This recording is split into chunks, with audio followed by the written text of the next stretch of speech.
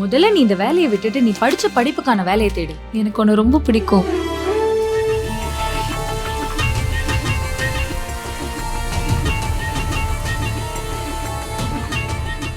Touring talkies ரசிகர்களுக்கு வணக்கம். வாங்க லன்ச் நிகழ்ச்சிக்கு போகலாம்.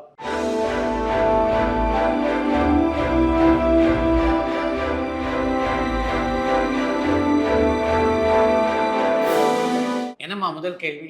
சார், உங்களோட இவ்வளோ இயர் சினிமா இண்டஸ்ட்ரி எக்ஸ்பீரியன்ஸ்ல இருந்து ஒரு தமிழ் சினிமாவோட சக்சஸ் ஃபார்முலாவை 2 வரிகள்ல விளக்க முடியுமான்னு மதுரையில இருந்து முரளி அனுகிரகா கேட்டிருக்காங்க.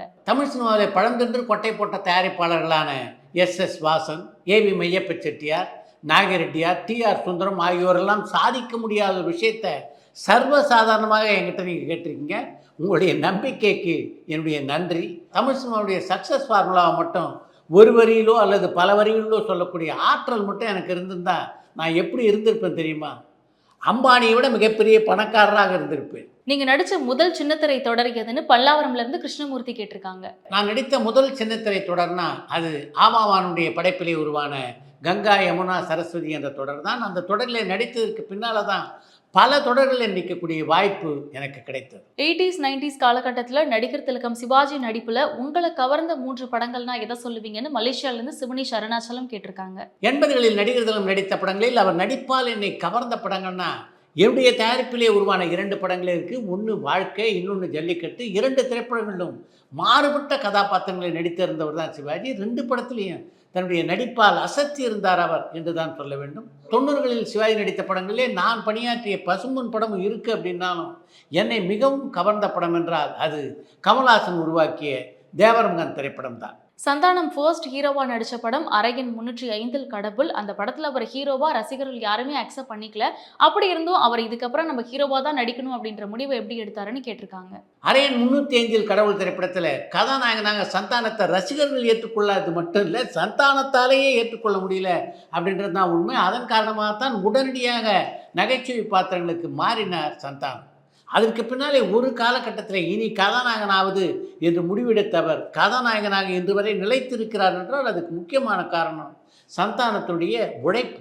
சிம்ரன் எப்போ சின்ன திரைக்கு வருவாங்க? அவங்க ஏதோ ரியாலிட்டி ஷோவில் நடிக்க போறதா சொல்றாங்களே, அது உண்மையான? தோரணமலையிலேருந்து செண்பகராமன் கேட்டிருக்காங்க.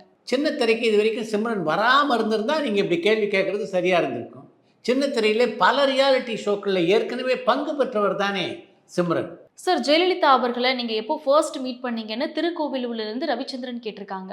நான் பத்திரிகையாளனாக இருந்த காலகட்டத்தில் பல முறை ஜெயலலிதாவை சந்திச்சிருக்கேன். அப்படின்னாலும் அவரோட நெருங்கி பழகக்கூடிய வாய்ப்பு எனக்கு கிடைத்தது கங்கா கௌரி படத்துடைய வெளிப்புற படப்பிடிப்பிற்காக நாங்கள் மைசூர் சென்றிருந்த போது தான். அந்த படப்பிடிப்பின் போது தான் ஜெயலலிதாவை எதிர்த்து கர்நாடகாவை சேர்ந்த பலர் ஆர்ப்பாட்டம் நடத்தினார்கள். அந்த ஆர்ப்பாட்டத்தின் போது நாங்கள் அரணாக நின்று அவரை காப்பாற்றினோம். அந்த சம்பவத்துக்கு பின்னாலே சென்னைக்கு வந்த ஜெயலலிதா எங்கள் எல்லோரையும் தனது இல்லத்துக்கு அழைத்து எங்களுக்கு நன்றி தெரிவித்தார். இன்று வரையிலே என்னால் மறக்க முடியாத ஒரு சம்பவம் அது. ஜல்லிக்கட்டு படத்துல நீங்க வில்லனா நடிச்சதுக்கும் இப்போ அரண்மனை படத்துல மனோபாலாக்கு மட்டும் நீங்க வில்லனா நடிச்சதுக்கும் உங்களோட மனநிலை எப்படி இருந்ததுன்னு சென்னையில இருந்து சந்தனகுமார் கேட்டிருக்காங்க. ஜல்லிக்கட்டு படத்திலே நடிப்பின் உச்சத்தை தொட்ட நடிகர்களும் சிவாஜி கணேசனுக்கு நான் வில்லன். அதற்கு அப்படியே மாறாக அரண்மனை படத்திலே நகைச்சுவை நடிகரான மனோபாலாவுக்கு நான் வில்லன். 2 படங்களிலும் நான் ஏற்றிருந்த அந்த கதாபாத்திரம் ரொம்ப வித்தியாசமானதாகவும் ரசிக்கத்தக்கதாகவும் அமைந்திருந்தது. அப்படின்னாலும் எனக்கு மிகப்பெரிய விளம்பரத்தை தேடி தந்ததுன்னா அது அரண்மனை படத்திலே நான் ஏற்றிருந்த அந்த கதாபாத்திரம் தான். கவிஞர் வாலிக்கும் ஜெயலலிதாவுக்கும் நடுவில் நல்ல நட்பு இருந்ததான்னு திருச்சியிலேருந்து பிரியா கேட்டிருக்காங்க. ஜெயலலிதாவுக்கும் வாலிக்கும் பொது நண்பராக இருந்தவர் தான் நடிகர் வி கோபாலகிருஷ்ணன். அவரோடு ஜெயலலிதாவுடைய இல்லத்துக்கு பல முறை சென்றிருக்கிறார் வாலி.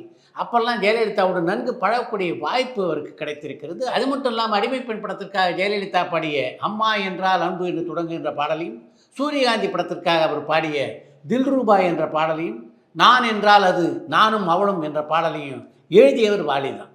ஜெயலலிதா ஒரு புதுமை பெண் என்பதை பலமுறை பதிவு செய்திருக்கிறார் கவிஞர் வாலி. இந்தியன் 1 படத்துல நெடுமுடி வேணுக்கு நாசர் வந்து டப்பிங் பண்ணியிருந்தாரு. அந்த வாய்ஸ் அவருக்கு ரொம்பவே பொருத்தமா இருந்தது.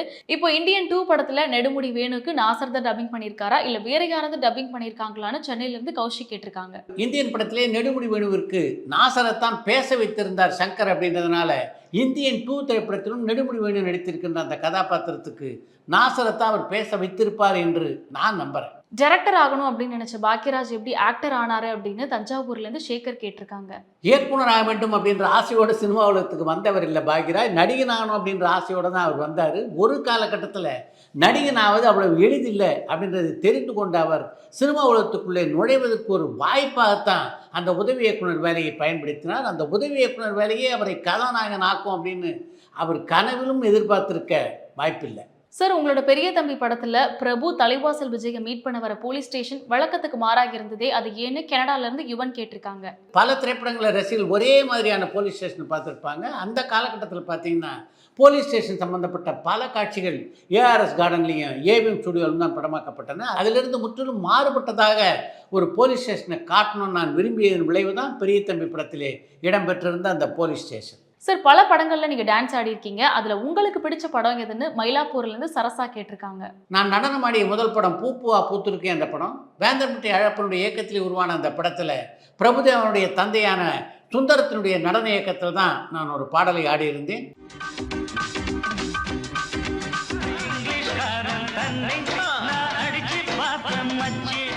தீராயங்களுடைய இசையிலே உருவான பாடல் இது. அதற்கு பின்னால் டிக்கிலோனா, அரண்மனை, பாஸ் என்கிற பாஸ்கரன் ஆகிய பல படங்களில் நான் நடனமாடி இருந்தாலும் நான் நடனமாடியதில் எனக்கு மிகவும் பிடித்த இரு திரைப்படங்கள்னா ஒன்று பூப்புவா பூத்திருக்கு, இன்னொன்று பாஸ் என்கிற பாஸ்கரன். சார், நீங்கள் சப்போஸ் இப்போ ஒரு மூவியோ இல்லை வெப் சீரிஸோ ப்ரொடியூஸ் பண்ணால் அது என்ன ஜானரில் இருக்குன்னு நியூசிலாண்ட்லேருந்து சந்தோஷ் கேட்டிருக்காங்க. கொஞ்சம் ஸ்டைலான ஒரு த்ரில்லர் கதையை வெப் சீரிஸாக உருவாக்க வேண்டும் என்பதுதான் என்னுடைய ஆசை.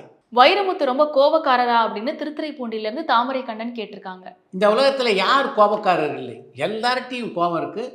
ஆனால் வைரமுத்துடைய கோபம் இருக்குது, அது கொஞ்சம் உக்கிரமானது. அதையும் இங்கே குறிப்பிட்டு தான் ஆக வேண்டும். ராமராஜனோட 80s 90sல இருந்த ஃபேன்ஸ் கூட ஏன் சாமானியன் படத்தை பார்க்க போகல? ரஜினி கமலை விட வயசு குறைஞ்சவங்க நிறைய பேர் 80s 90s ஆக்டர்ஸ் வந்து இப்போ மார்க்கெட் போயிடுச்சு. ஆனால் ரஜினி கமல் மட்டும் 40 வருஷங்களுக்கு மேலாகியும் அவங்கள ஹீரோவாகவே நிலைநிறுத்தி வச்சிருக்காங்களே, அது எப்படின்னு ஸ்ரீலங்காலேருந்து மதிஷாந்த் கேட்டிருக்காங்க. 40 வருடங்களாக தொடர்ந்து கதாநாயகன் அந்தஸ்திலேயே ரஜினி கமலும் இருக்கிறது மட்டும் மிகப்பெரிய பெருமை இல்லை. அவருடைய படங்கள் இன்றைக்கும் வியாபாரத்திலே உச்சத்தை தொட்டு கொண்டிருக்கிறது. அதுதான் மிகப்பெரிய பெருமை.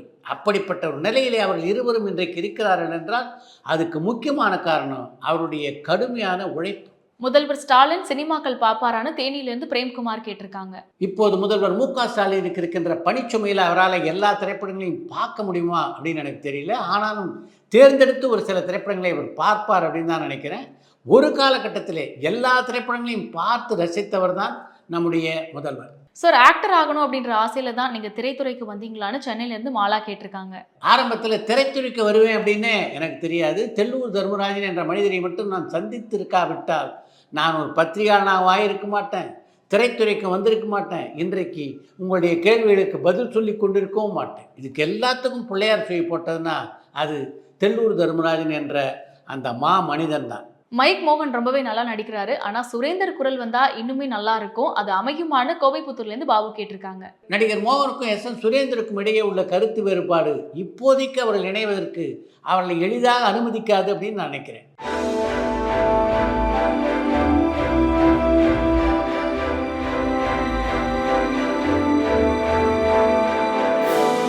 மியூசிக் டைரக்டர்ஸ், காமெடி ஆக்டர்ஸ் எல்லாருமே ஹீரோவா நடிக்கிறாங்களே, இது தமிழ் சினிமாவில் மட்டும்தான் நடக்குதான்னு கரூர்லேருந்து மோகன் கேட்டிருக்காங்க.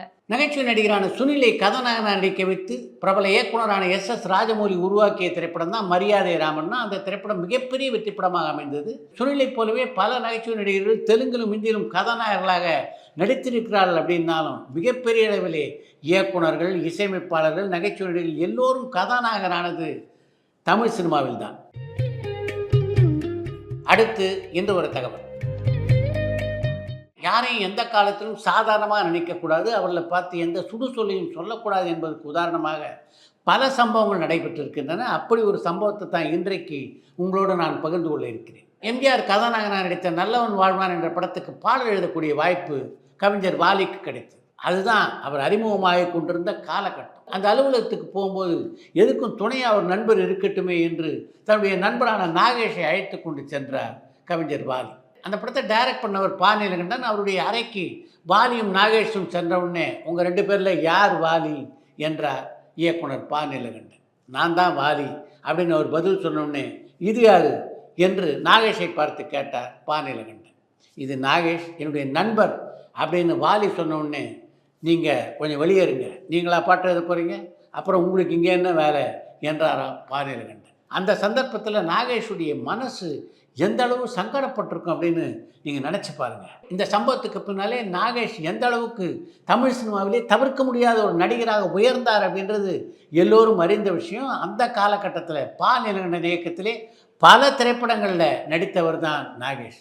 நாகேஷ் அப்போது இருந்த உயரத்துக்கு பாநீலகண்டன் இயக்கத்தில் நான் நடிக்க மாட்டேன் என்று மட்டும் சொல்லியிருந்தார் என்றால் பல எம்ஜிஆரது படங்களை இயக்கக்கூடிய வாய்ப்பு பாநீலகண்டனை விட்டு கை நழுவி போயிருக்கும். ஆனால் நாகேஷ் அதை செய்யலை. அப்படிப்பட்ட பெருந்தன்மையான மனதுக்கு சொந்தக்காரர் தான் நாகேஷ் என்று ஒரு கட்டுரையிலே பதிவு செய்திருக்கிறார் கவிஞர் வாலி.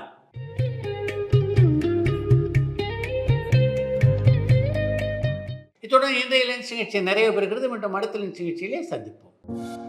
பரபரப்பான சினிமா செய்திகள், நட்சத்திரங்களின் பேட்டிகள், சினிமா வரலாறு ஆகியவற்றை பார்க்கவும் படிக்கவும் உங்களுக்கான இணையதளம் tourantalkies.co.